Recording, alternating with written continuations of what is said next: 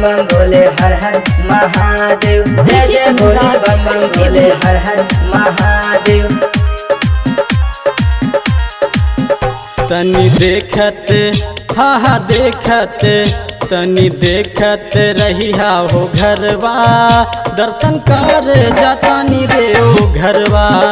तनी देखत रहिया हो घरवा दर्शन कर जातानी रे ओ घरवा।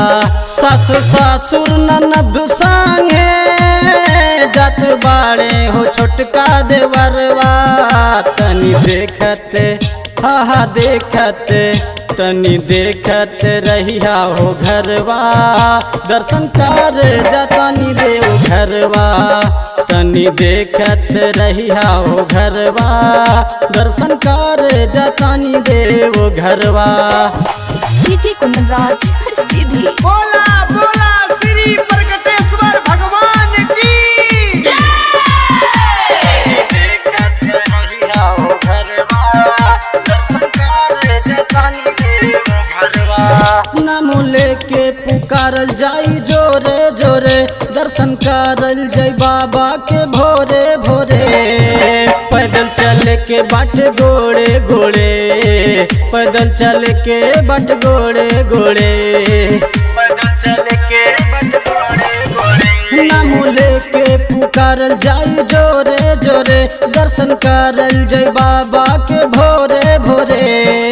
पैदल चल के बाट गोड़े गोड़े पैदल चल के बाट गोड़े गोड़े।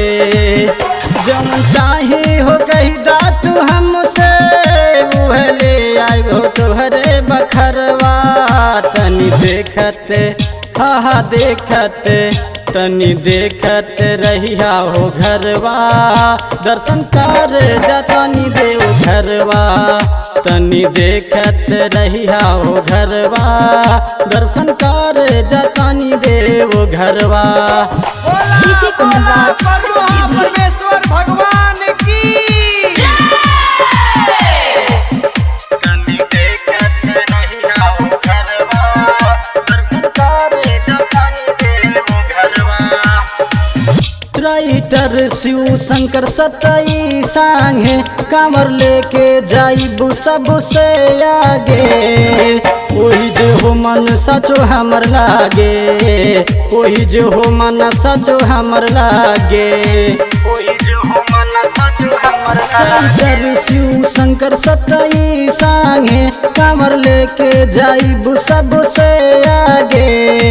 वही जो हो मन सचो हमर लागे वही जो हो मन सचो हमर लागे। हे भोले बाबा आवा तानी कांधे पे धाके कवरवा। तनी देखत हा देखत तनी देखत रहिया हो घरवा दर्शन कर जातानी रे ओ घरवा।